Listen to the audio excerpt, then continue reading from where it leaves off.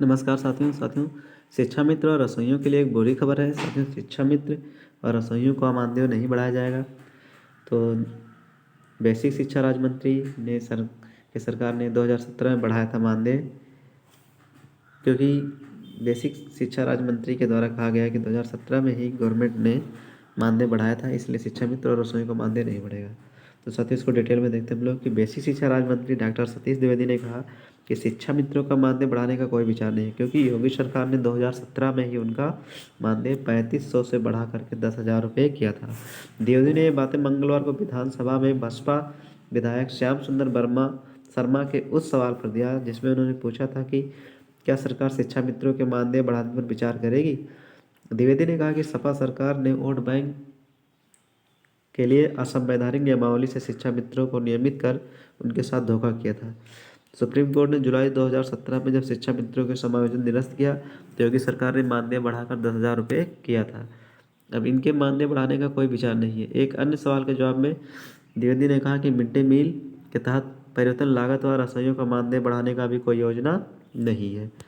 बच्चों को खाने के लिए बर्तन व कक्ष उपलब्ध कराने और रसोई को अध्ययन कक्ष से दूर स्थापित करने का भी इरादा नहीं है। उन्होंने यह भी कहा कि केंद्र सरकार से बजट मिलने के बाद प्रेरकों के बकाया मानदेय का भुगतान किया जाएगा।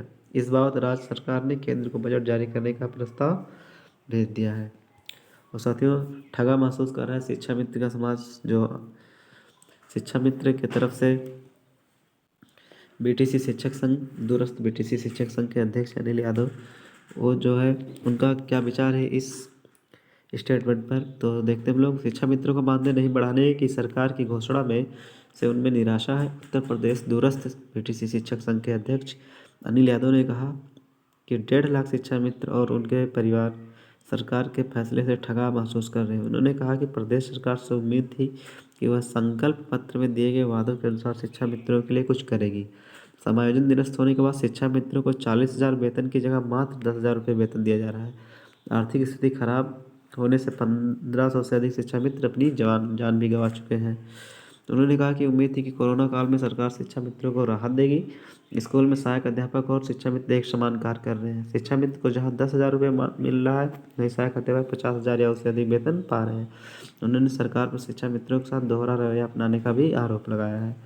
तो साथियों, यह थी खबर कि शिक्षा मित्र और रसोइयों का मानदेय नहीं बढ़ाया जाएगा, जिसमें बसपा के विधायक ने यह जो सवाल सतीश द्विवेदी जी से किया था, जो वर्तमान में बेसिक शिक्षा के शिक्षा मंत्री हैं, बेसिक शिक्षा विभाग के। तो उन्होंने पहले ही ये साफ क्लियर कर दिया है कि 2017 में हमारी सरकार ने मानदेय बढ़ाया था, इसलिए हम मानदेय बढ़ाने पर कोई भी विचार नहीं कर सकते हैं। तो साथियों, इतनी महत्वपूर्ण जानकारी।